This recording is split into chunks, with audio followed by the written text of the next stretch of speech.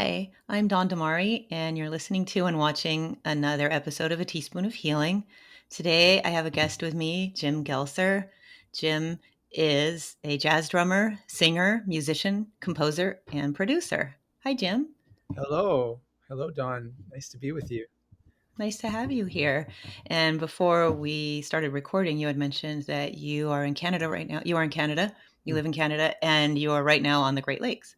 Yes, I am. That's wonderful. Happy That's to be. somewhere I have never been. Somewhere I've never been. So sounds really wonderful. You had showed me the view that you had. It's absolutely stunning. So Thank you. I envy you right now for your view. So before we talk a little bit, do you mind sharing a brief introduction to your background and when you started playing music? Sure. Yeah. So let's see. I really started playing, I guess, drums when I got my first drum set when I was 13 and started playing. And I started playing professionally maybe when I was 16 or 17. Um, and I've also always played piano, just more by ear. I've taken some lessons, but it's more of an ear thing for me.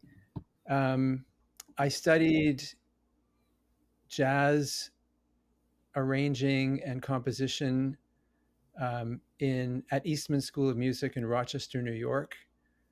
When I was 18, I went down there for that, and then I got into yoga and got exposed to music for yoga or kirtan um, during my yoga teacher training, and then I started to release albums, kirtan albums. So I have a few of those out right now, as well as my jazz.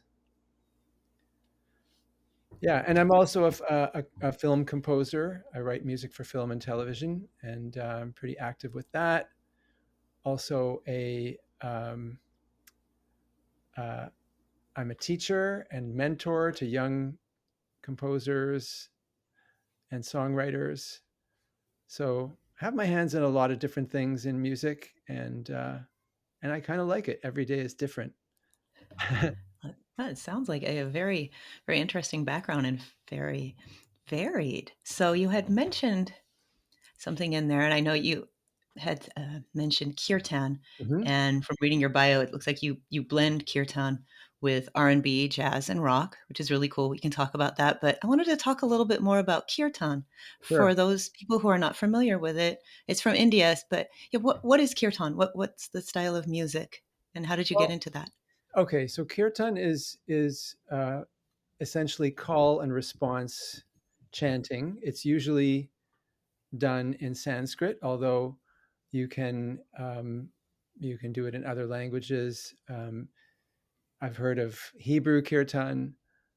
It's usually ancient languages that have a certain power to them. So Sanskrit words are very powerful. Hebrew is also an ancient language that has a lot of power in the words.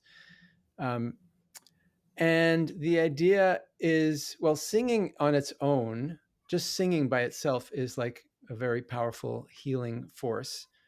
But when you sing in a group, that amplifies that force a lot.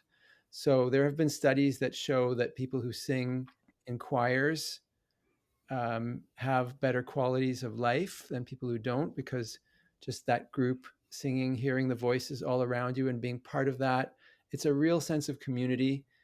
And that's the same type of thing that kirtan does. So when you're singing kirtan, you're singing in a group. There's usually a kirtan leader who chants a line or sings a line, and then the group sings it back. And when you get this feeling that it creates really really positive vibrations in the body, um, and I don't know, I the first time I ever went experienced kirtan, and just the feeling of singing for like 45 minutes or an hour, I just felt the molecules in my body were just vibrating at a higher level.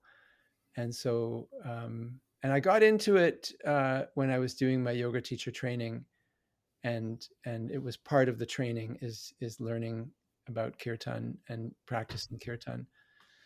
So yeah. Oh, really cool. I like that. And so a lot of it, like you said, is it's based on ancient language. It originally was Sanskrit, but also Hebrew. So really old languages that hold a lot of meaning, and also group. So group chanting. And oh, that's really, really cool. And so, yoga teacher training. So, you learn about this while you are training to be a yoga teacher. And so, I do know some people who train to be yoga teachers, and I should ask them about that. I enjoy yoga, but I'm not a yoga teacher. I'll briefly ask about yoga and then come back to music. So, you also teach yoga on the meditation app Insight Timer. And That's what right. do you enjoy about being a yoga teacher? Well, I I love yoga, and I feel like it's changed my life. And so I want to share that passion with others.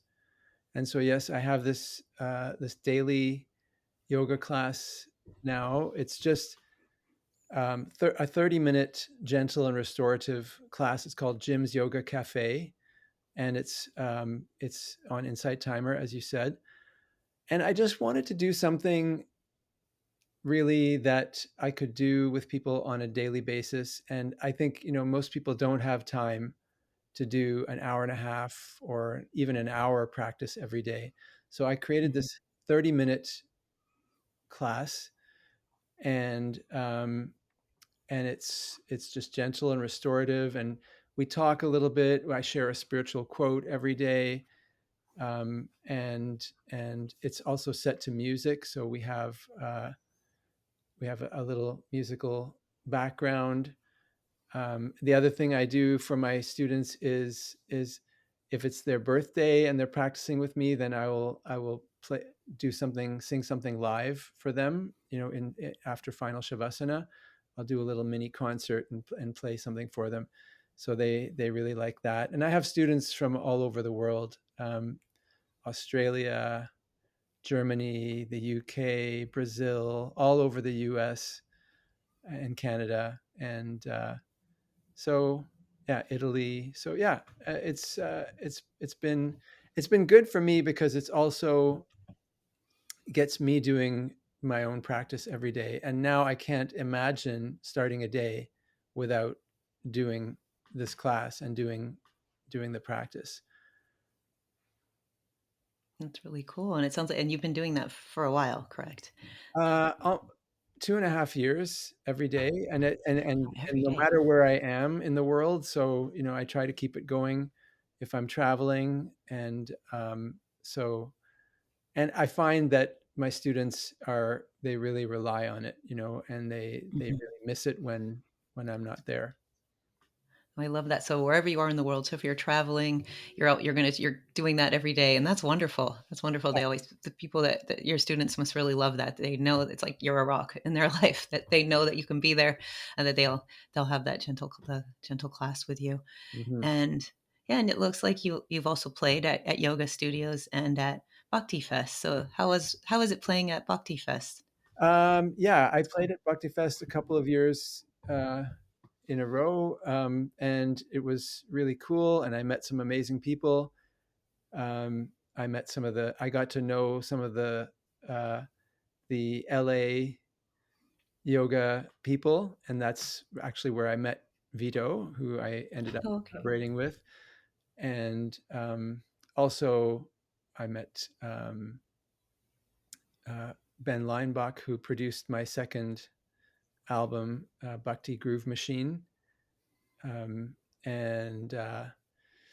So yeah, I met a lot of people that way, and it was a great experience to play for those people. And then there was a festival, a yoga festival up here, actually close to where I am right now on Georgian Bay, um, called Shri Fest, which was a yoga and music and art festival. And I was the music director of that festival for 5 years, until the festival ended. and that was an incredible experience, bringing people up here to play. I brought some people up from the States to play, and a lot of the Toronto yoga and music community came up to play with me as well. And so uh, so I love playing at festivals, and I've also done some tours of mostly, actually no, I was going to say mostly northern the U.S. and Canada, but also I did do a tour down in Arizona and California, playing in yoga studios. So I've done quite a bit of that as well. Well, that's really cool. Hmm. Sounds like a lot of fun. All these festivals sound really fun. Yeah. And you released also a kirtan album, I guess, as well in the early 2010s.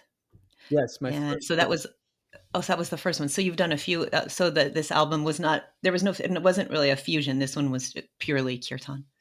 Well, the first one called, which is called Bhagavan, was more traditional Shivananda chants. Shivananda is where I did my teacher training, but it still definitely is infused with jazzy elements, Mhm. even though it's more traditional. Um, the second one that I did, Bhakti Groove Machine, is definitely more funky and groovy. Um, and then my third one was called Cape Town to Kolkata, and that one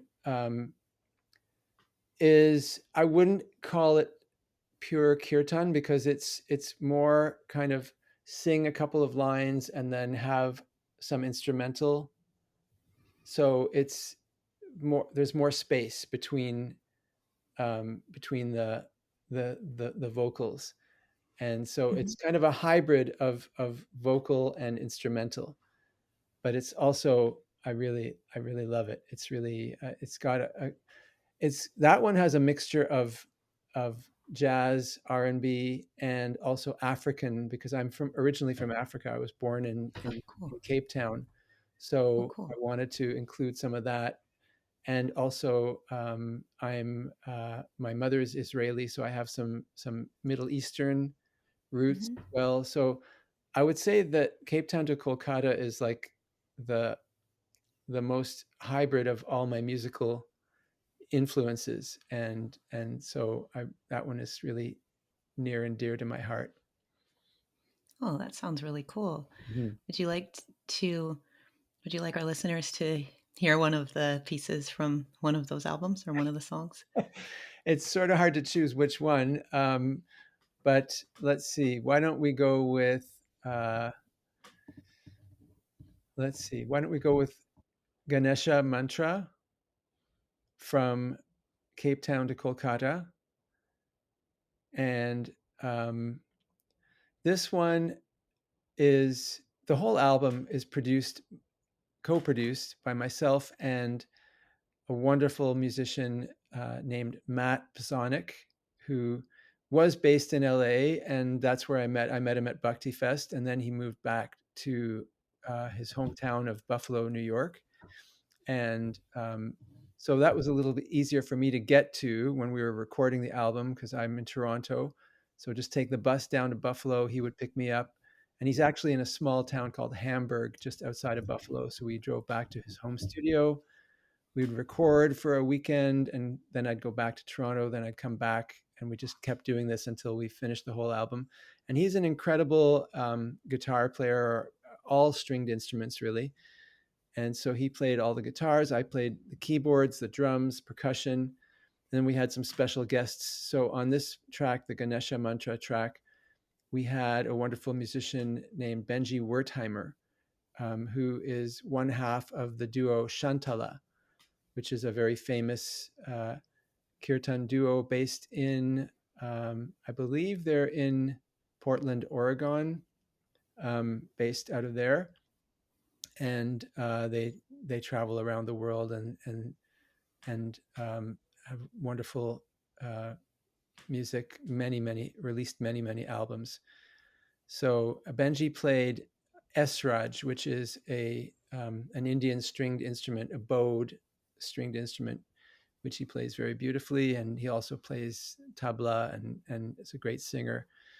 But on this track, he plays esraj, and so check it out. I hope you Yeah. like it.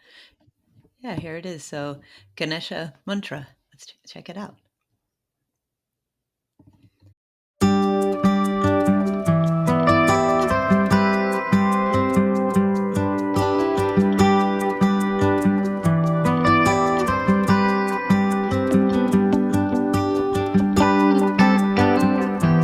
Jai Ganesha,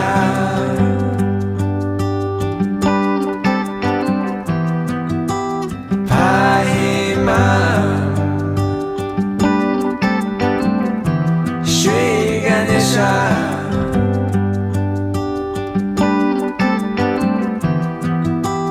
Rakshamam.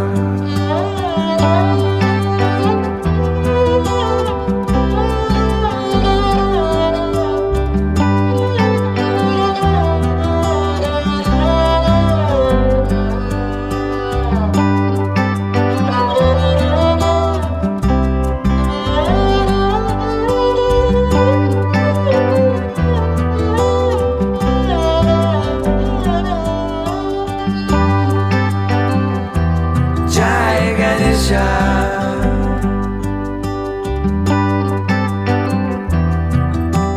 Pahima, Shri Ganesha,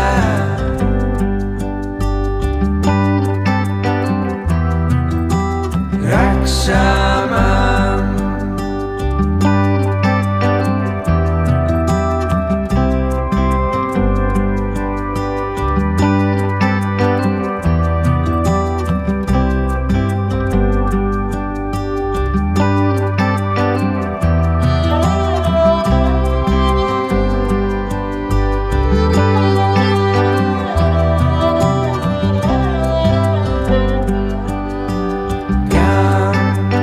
Ganapataye namo namah.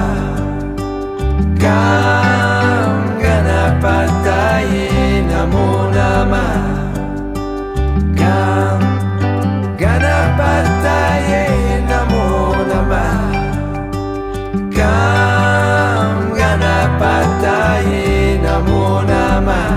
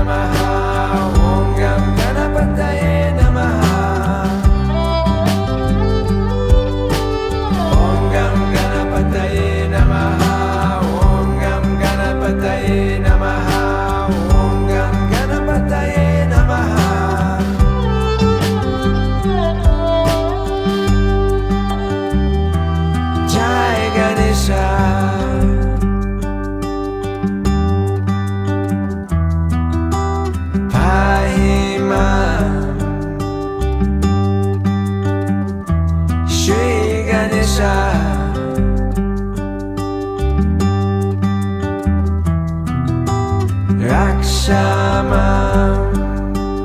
Om Gam Ganapataye Namaha. Om Gam Ganapataye Namaha. Om Gam Ganapataye Namaha. Om Gam Ganapataye Namaha. Om Gam Ganapataye Namaha. Om Gam Ganapataye Namaha. Om Gam Ganapataye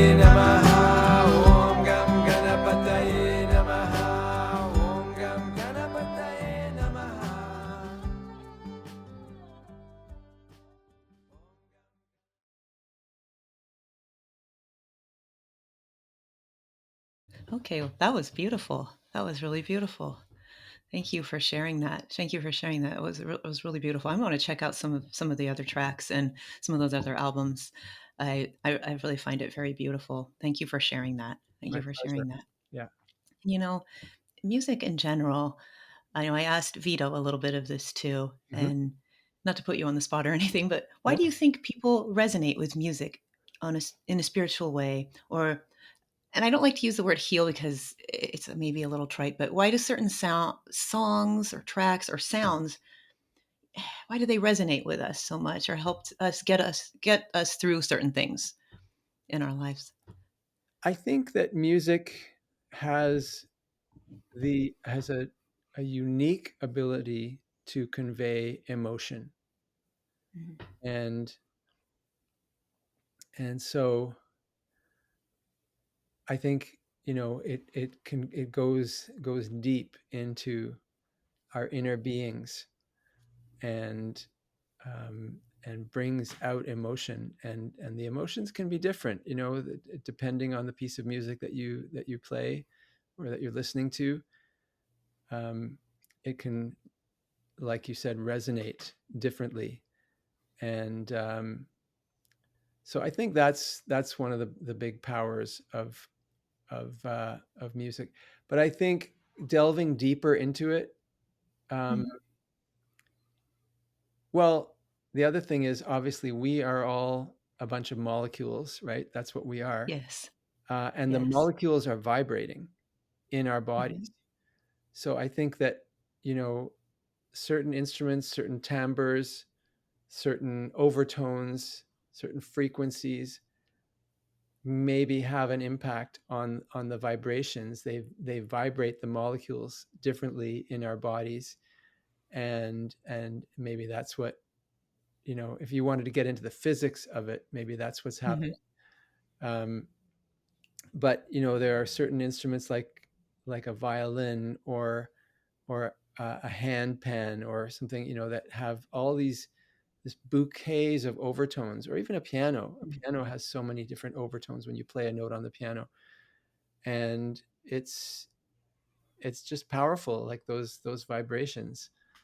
It's a mystery too. I mean, I don't want to. I don't think we can explain it. I don't think I can Yeah. explain it. I don't think anyone Yeah. can explain it. And I think the mystery of it is part of the beauty of it too. I really like that, and I agree. It is a mystery. I don't think anyone can explain it. I'll ask people this, or I think about it myself a lot. It's definitely true, but why? I don't think anyone knows. Yeah, I don't think anyone knows, but, but but we know definitely that is it true. works. But we know that, Yes, right? and one particular track or piece of music, it might really resonate with one person, while somebody else, they might, okay, they still might think it's good, but it may not resonate with them. Yeah, exactly. And Yeah. Well, and that's also, that's yeah, true sorry. about all art, right? It's true. All Yes, it art, is not true. just music, but art, film. Hmm. I just before you, I was on a call. I'm on a film, a music awards jury for film.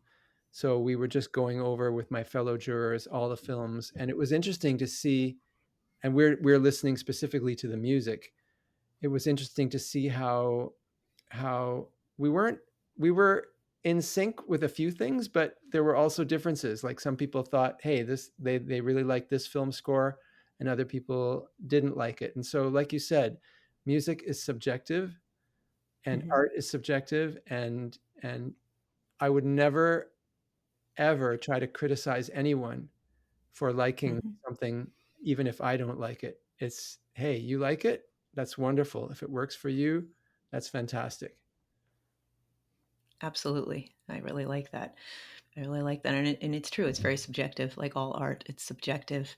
And sometimes also art, and as well as specifically music, maybe this is just more for me, but there's, sometimes certain songs will just bring back memories. Um, and sometimes it could be a great memory. So if you're having kind of a bad day and you hear a specific song and maybe it reminds you of a summer you had when you were younger that was really, really fun, it can just instantly put you in a better mood. Or it could be the opposite. It can sometimes, some songs might remind people of a breakup, something like this, and it might not put you in a bad mood, but it can make you a little bit sentimental, perhaps. Yeah, yeah, that's so true. Yeah, and that's why, I mean, there's a lot of demand right now for um, cover bands of older bands, and that's because Hmm. we the music that we listened to growing up is kind of imprinted on us, and it's imprinted with Hmm. memories. And so if you know, and so that's why people, there's a demand for that. People want to get back to that. They want to hear the stuff that they remember and associate with the good memories of their youth. Yes.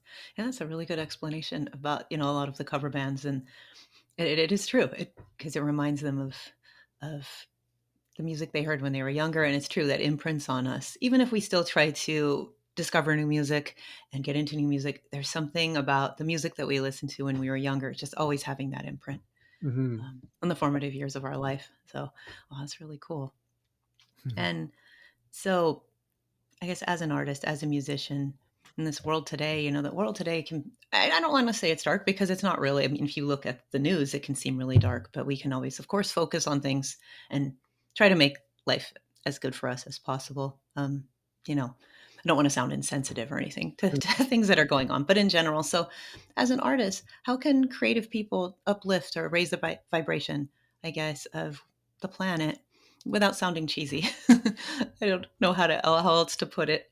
Yeah, that's a really, really good question. Um, and it is true that there's a lot of dark and terrible things going on in the world today. And it's, sometimes all we can do to not just want to shut down and, but what can we do? We can only just try to put out positivity. And so for me, for example, like we talk about the evils of social media and how easy it is to spread misinformation and bad Mhm. things on social media. Well, one of the things, like I just told you, that I do as part of my daily yoga practice and daily yoga class is I share a spiritual quote every day on my social media. Mhm. And that's just my way of saying, like, I'm trying to put out positivity into the world, and then musically, I would say, the project that I'm the working on right now with Vito, that I've been working on for the last year, and our album is coming out in less than a month, is being released, and it's called The Quiet Expanse, and or just Quiet Expanse. And it's all music for meditation. There's no vocals. It's just instrumental. There are 10 tracks. Each track has a different name, like they're one word names, like authenticity, compassion, flow, resilience, and so on. And we're just trying to give people something to listen to that is, just you can put on and just kind of immerse yourself in it and be relaxed and just become, so um, so that's really all we can do as musicians, is just, put ourselves out there and try to give something positive to the world. I really like that answer. I really like that. And yeah, Vito, he had mentioned that album that was coming out, Great Expanse, correct? Quiet, And quiet Quiet experience. Expanse. See, I already forgot. Quiet Expanse. And yeah, I think on the interview with him, we had played a track. I think it was Flow at the end. And that's one Okay. of the newer ones. Or maybe I believe we did. You know what? I'm gonna delete that. It was actually called Hope. It was a different one, but Oh, Hope. I'm Okay. gonna go back now. I'm gonna go back. So I'll say, yeah, we did. We talked about the Quiet Expanse, that video, and I believe we played a track from it, or we talked about some tracks from it, and it sounds really beautiful, the music. And so when did you, and you said you had met Vito in Los Angeles, and when did you start working with him and collaborating? Uh, it was just a little over a year ago, I think, that we started working on this, and it's been a wonderful. really, really wonderful experience working with him. He's such a lovely musician, such a lovely person, such a lovely human being.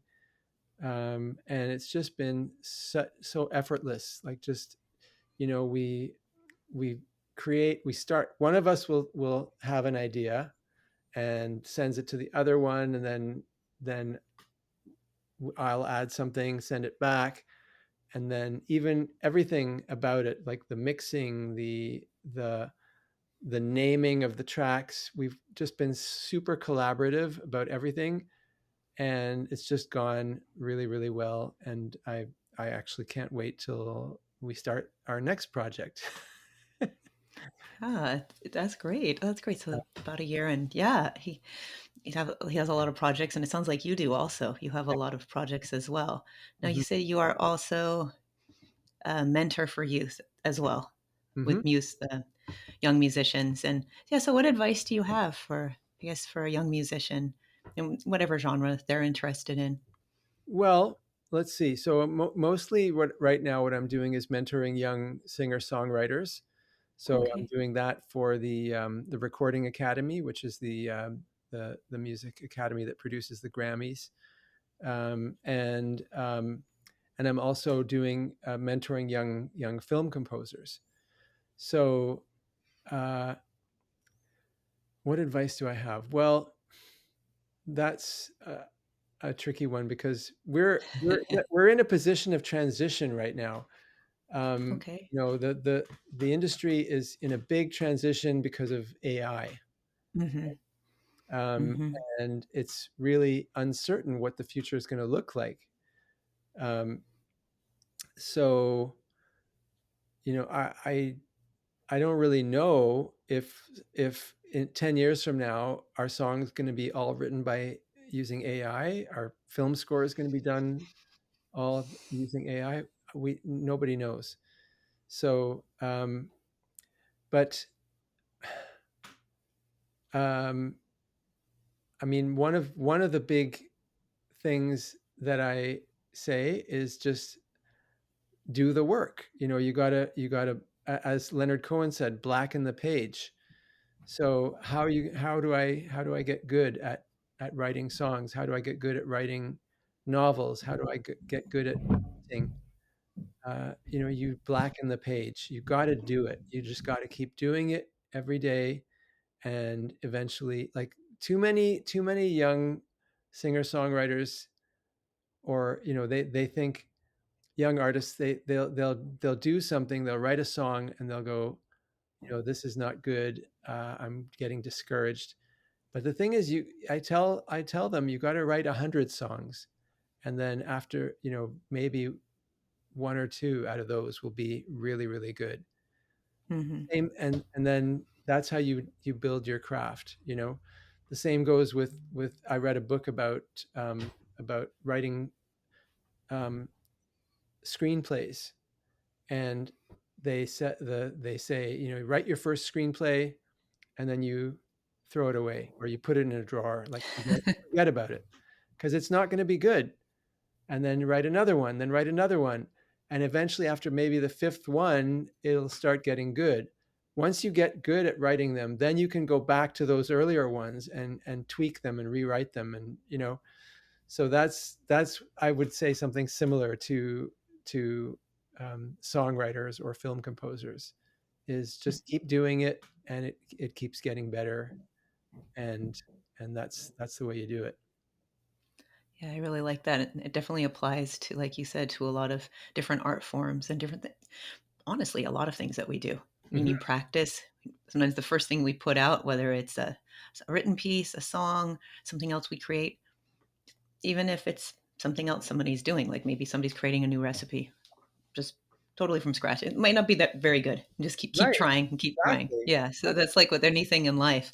But you Yeah. had mentioned, yeah, AI, and Vito also talked about that as well, how it's really shaping the music industry. And I talked to, well, actually my brother, I talked to a friend of mine as well as my brother. He's an artist, he's a visual artist, and he feels, the same way, of course, about AI. Just they don't know, we don't know where it's going.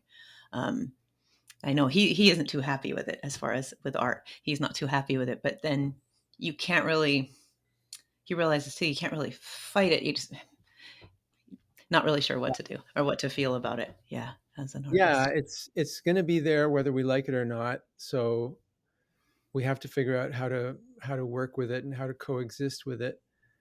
It remains to be seen whether listeners will be able to tell which is AI and which is not AI, and what and whether they'll rebel against it or go with it. So it's still early stages, and I guess the jury is kind of still out on this one. So we'll see Yes. how it goes. Yeah, for sure. For sure. It's definitely early with that.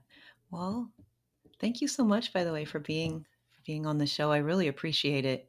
I really found this conversation really interesting, and I liked hearing about all your music.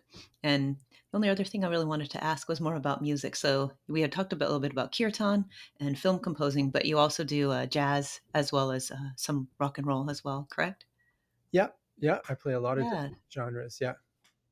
Oh, and that's great. And so, are you doing any specific albums?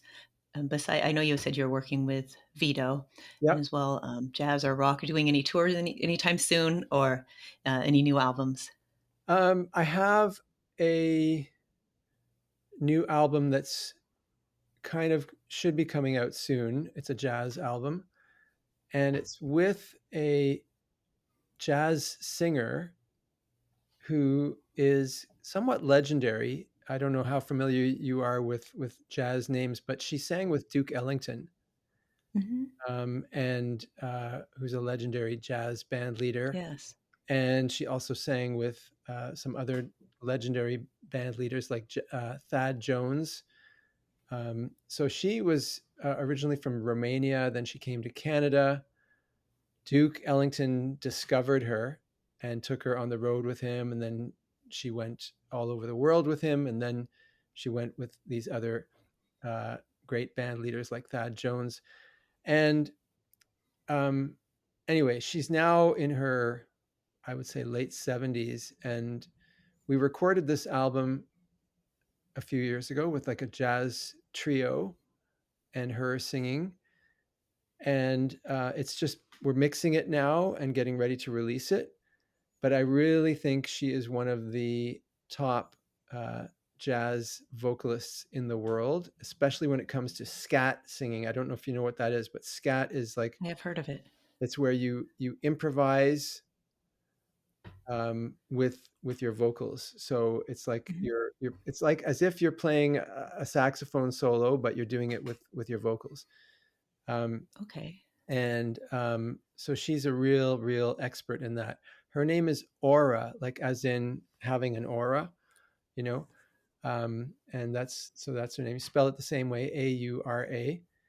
And so I'm really hoping that that album comes out this year. I really hope that we get it out this year, and I'm excited for the world to hear it. I'm excited too. That sounds amazing. That Mhm. sounds really cool. Well, again, and thank you for coming on the show. I really enjoyed talking to you and For inviting me. hearing the kirtan. Yes, it was I really enjoyed it. So, as we close out, is there another track that you would like to feature for the people listening or watching this? I think I'm going to go with something on the meditative side and not the jazz side, just based on what I think your audience is for this podcast. Um, so I think I'm going to pick one of the tracks from Quiet Expanse, the album with Vito, and the one that I'm going to choose is called Floating Waves. That's really cool. So, floating waves, and so this features you as well as Jim, as well as Vito. Yeah. So, let's hear that now. This is floating waves.